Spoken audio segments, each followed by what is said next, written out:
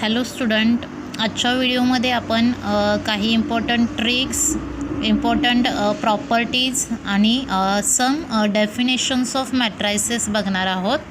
या ठिकाणी आपण पहिली डेफिनेशन घेतलेली आहे ऑर्थोगोनल मॅट्रिक्स. आता ऑर्थोगोनल मॅट्रिक्स म्हणजे काय बघा. ए हा जो मॅट्रिक्स आहे हा मॅट्रिक्स जर स्क्वेअर मॅट्रिक्स असेल बघा आणि ए इंटू ए ट्रान्सपोज जो ए आहे त्याच्या ट्रान्सपोज आणि त्याचा प्रोडक्ट जर आयडेंटिटी मॅट्रिक्स येत असेल तर ए हा जो मॅट्रिक्स आहे तो तुमचा काय असणार आहे ऑर्थोगोनल मॅट्रिक्स. त्याच्यानंतर सेकंड डेफिनेशन आहे इनोलोटरी मॅट्रिक्स.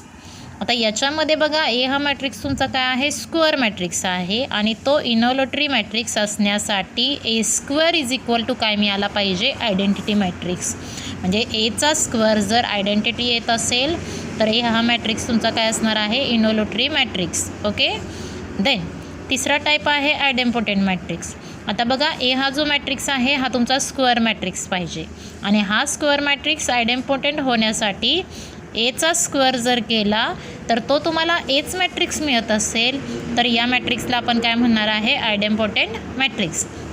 त्याच्यानंतर आपण बघा इनवर्स फाइंड करण्याच्या काही ट्रिक्स बघणार आहोत 2x2 अँड 3x3 ऑर्डरमध्ये.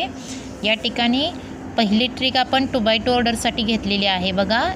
If A is equal to 2x2 ऑर्डरचा मॅट्रिक्स आहे ABCD देन आता पहिल्यांदा आपण ए या मॅट्रिक्सचा काय काढूयात ॲडजॉईंट काढूयात. आता याचा ॲडजॉईंट काढताना बघा काय ट्रिक यूज केली जाते. हे जे दोन इलेमेंट आहेत हे दोघं काय होतात इंटरचेंज होतात. हे आहेत तुमचे इलेमेंट AD ते काय होतील DA आणि हे जे दोन इलेमेंट आहेत हे दोघं यांचं काय करतात साईन चेंज करतात.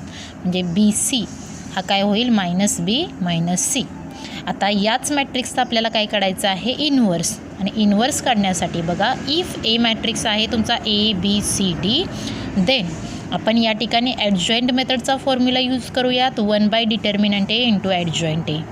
आता 1 डिटर्मिनंट A म्हणजे या मॅट्रिक्सच्या डिटर्मिनंटची व्हॅल्यू येईल AD -BC लिहिली या ठिकाणी. ॲडजॉईंट ए आपण फर्स्ट रिझल्टमध्ये काढलेलाच आहे तो ॲज इट इज घेतला. हे दोन इलेमेंट इंटरचेंज होतात गिवन मॅट्रिक्सचे आणि या दोघांचं काय होतं साईन चेंज होतं.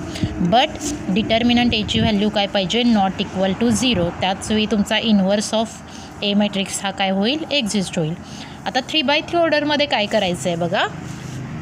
लक्ष देऊन बघा या ठिकाणी सगळ्यांनी. ए हा जो मॅट्रिक्स आहे तो काय घेतला आहे बघा या ठिकाणी आपण 1 0 0 3 3 0 5 2 -1. आता याचा इनवर्स एक्झिस्ट होण्यासाठी पहिल्यांदा डिटर्मिनंट एची व्हॅल्यू काय पाहिजे तुमची नॉट इक्वल टू 0. म्हणजे डिटर्मिनंट ए बघा या ठिकाणी आलेला आहे -3 आणि -3 इज नॉट इक्वल टू काय आहे 0. म्हणजे इनवर्स काय होतो आहे एक्झिस्ट होतो आहे. आता हा इनवर्स काढण्यासाठी बघा ए या मॅट्रिक्समध्ये जे इलेमेंट आहेत ते ॲज इट इज तसेच्या तसे लिहायचे. या ठिकाणी पहिल्यांदा लिहिले इलेमेंट 1 0 0 3 3 0 5 2 -1. आता याच्यानंतर काय करायचं आहे बघा. हे जे इलेमेंट आहेत याची पहिली आणि दुसरी कॉलम आहे अशीच उचलायची आहे आणि ती पहिली कॉलम 4थ्या कॉलमच्या जागी लिहायची आहेत आणि दुसरी कॉलम 5 नंबरच्या कॉलमच्या ठिकाणी आहे तशीच ठेवायची. म्हणजे ही पहिली कॉलम मी 4 नंबरच्या कॉलमच्या ठिकाणी ठेवली, दुसरी कॉलम 5 नंबरच्या कॉलमच्या ठिकाणी ठेवली ॲज इट इज. त्याच्यानंतर काय करायचं आहे बघा. ही जी पहिली रो आहे ती 4 नंबरच्या रोला आहे तशीच लिहायची आणि दुसरी रो पुन्हा 5 नंबरच्या रोला काय करायचे आहे अशीच लिहायचे. म्हणजे बघा पहिली रो आली तुमची 1 0 0 1 0 4 नंबरच्या रोला मी तशीच ठेवली. दुसरी रो 5 नंबरच्या रोच्या ठिकाणी आहे तशीच ठेवली 3 3 0 3 3. आता काय करायचं आहे बघा.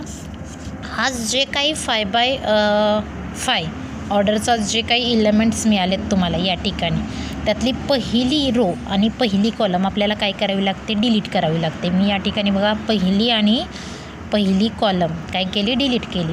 आता काय करायचं आहे बघा तुम्हाला रो वाईज जायचं आहे. बट लिहिताना इलेमेंट कसे लिहायचे आहेत right column wise. We get adjoint A. आता ॲडजॉईंट ए कसा मिळतो बघा. हा जो काही डिटर्मिनंट आहे रो वाईज जायचं आहे आपल्याला आणि कॉलम वाईज लिहायचं आहे.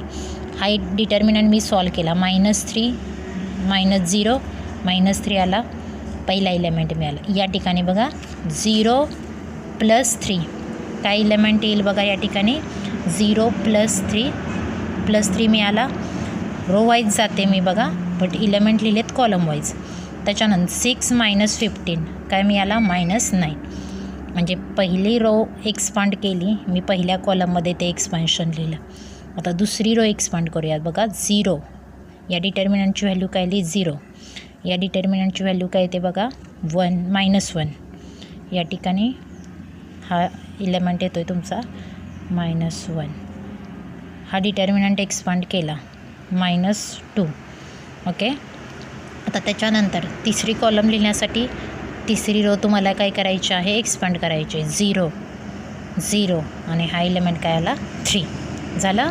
आता फॉर्म्युला यूज केला आपण ए इनवर्सचा 1 / डिटर्मिनंट ए इंटू ॲडजॉइंट ए. 1 / डिटर्मिनंट एची व्हॅल्यू काय आहे बघा -3. ॲडजॉइंट ए ॲज इट इज घेतला. ओके. त्याच्यानंतर बघा इफ ए हा जो काही मॅट्रिक्स आहे तो मॅट्रिक्स जर तुमचा डायगोनल मॅट्रिक्स असेल, डायगोनल म्हणजेच बघा नॉन डायगोनल एलिमेंट काय असतात ज्याचे 0. तर या मॅट्रिक्सचा जर आपल्याला इन्व्हर्स काढायचा असेल आणि ए मॅट्रिक्स म्हणजे डायगोनल मॅट्रिक्स जर A 0 0 0 B 0 0 0 C असेल तर याचा इन्व्हर्स हा काय येतो बघा. एचा फक्त काय होतो 1/A 0 0 ॲज इट इज 0. बीचा होतो 1/B 0 as it is 0 0 as it is. आणि सीचा काय होतो 1/C. प्रत्येक व्हिडिओ पॉज करून हे सगळे रिझल्ट इम्पॉर्टंट ज्या ट्रिक्स आहेत त्या लिहून ठेवा. याच्यावरती आपल्याला MCQ सॉल्व करायचे आहेत. त्याच्यानंतर बघा पुढचा पॉईंट आपल्याला या ठिकाणी बघायचा आहे properties of symmetric and skew symmetric matrices.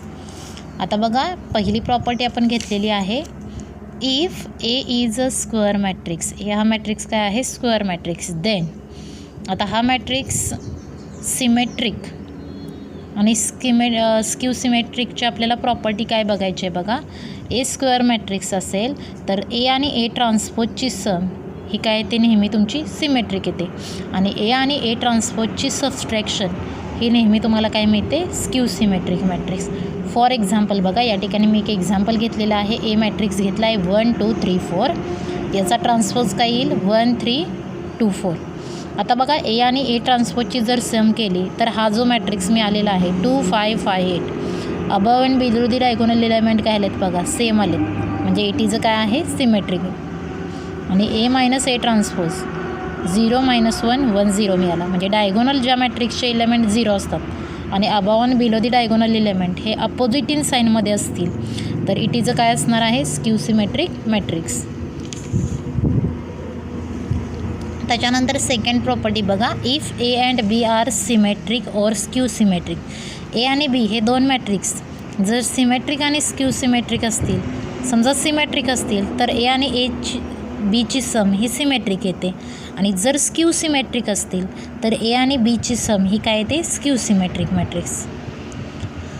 त्याच्यानंतर प्रॉपर्टी नंबर 3 बघा इफ ए हा जो मॅट्रिक्स आहे हा सिमेट्रिक और स्क्यू सिमेट्रिक असेल तर बघा constant multiple of A matrix is a symmetric और काय मिळणार आहे स्क्यू सिमेट्रिक मॅट्रिक्स. ओके. त्याच्यानंतर बघा या ठिकाणी प्रॉपर्टीज ऑफ आपल्याला इन्व्हर्स मॅट्रिक्स बघायच्या आहेत. तर या प्रॉपर्टीजमध्ये बघा ज्या ठिकाणी आपण स्टार केलेल्या आहेत त्या सगळ्यात इम्पॉर्टंट प्रॉपर्टीज आहेत ज्याचा यूज तुम्हाला MCQ सॉल्व करण्यासाठी करावा लागेल. त्यामुळं व्यवस्थितपणे या प्रॉपर्टी लक्ष देऊन बघा. बघा पहिली प्रॉपर्टी आहे इन्व्हर्स मॅट्रिक्सची ए आणि बी आर काय आहेत इन्व्हर्टिबल मॅट्रायसेस ऑफ सेम ऑर्डर. आता इन्व्हर्टिबल म्हणजे माहीत आहे तुम्हाला ज्या मॅट्रिक्सचा इन्व्हर्स एक्झिस्ट होतो त्या मॅट्रिक्सला आपण काय म्हणतो इन्व्हर्टिबल मॅट्रिक्स. आता यातली पहिली प्रॉपर्टी घेतली बघा ए इन्व्हर्स आपण काढला आणि त्याचा जर इन्व्हर्स घेतला तर आपल्याला काय मिळतो ए मॅट्रिक्सच मिळतो. त्याच्यानंतर सेकंड प्रॉपर्टी आहे ए ट्रान्सपोजचा इन्व्हर्स घेतला किंवा ए इन्व्हर्सचा ट्रान्सपोज घेतला तरी बोथ मॅट्रायसेस तुमचे काय येतात सेमच येतात. तिसरी प्रॉपर्टी इम्पॉर्टंट आहे ए इंटू बी हे जे दोन मॅट्रिक्स आहेत यांच्या प्रोडक्टचा इन्व्हर्स म्हणजेच इज इक्वल टू काय असतो B inverse into A inverse. आणि या टाईपचं एक एक्झाम्पल आपण सॉल्व केलेलं आहे. A B inverse is equal to B inverse into A inverse. त्याच्यानंतर प्रॉपर्टी नंबर 4 बघा. ए रेस टू के म्हणजे के हा कोणताही नॅचरल नंबर असेल तर याचा इनवर्स हा नेहमी ए इनवर्स रेस टू के जरी केला तरी बोथ काय येतात तुमचे सेम येतात. म्हणजे के हा काय आहे तुमचा नॅचरल नंबर. म्हणजेच बघा फॉर एक्झाम्पल ए स्क्वेअरचा इनवर्स हा तुमचा काय असू शकतो आहे A inverse raise to 2. Both काय येतात तुमचे इक्वल येतात. प्रॉपर्टी नंबर 5 बघा. Adjoint of A inverse. A इनवर्सचा ॲडजॉईंट काढला आपण तो ॲडजॉईंट आणि ॲडजॉईंट ऑफ ए चा इनवर्स हे दोघंही काय येतात इक्वल मॅट्रिक्सच येतात. त्याच्यानंतर इम्पॉर्टंट रिझल्ट आहे बघा हा 6 नंबरचा. Determinant of A inverse. A इनवर्सच्या जी डिटर्मिनंटची व्हॅल्यू जी आहे ए कुठलाही मॅट्रिक्स असू द्या त्याचा इनवर्सच्या डिटर्मिनंटची व्हॅल्यू ही काय येते बघा. हा जो ए मॅट्रिक्स आहे तोचा डिटर्मिनंट म्हणजेच 1 बाय डिटर्मिनंट ए. म्हणजे determinant of A inverse is equal to 1 by काय तो डिटर्मिनंट ए.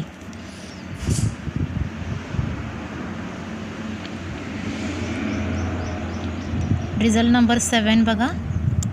इम्पॉर्टंट आहे. रिझल्ट नंबर 7 आहे ए इज अ सिमेट्रिक.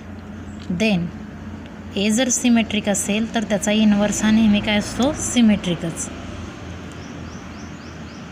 8 नंबरची प्रॉपर्टी आहे बघा. ए जरी डायगोनल मॅट्रिक्स असेल आणि ज्यात डिटर्मिनंट एची व्हॅल्यू काय आहे not equal to 0 then A inverse is also काय येतो डायगोनल.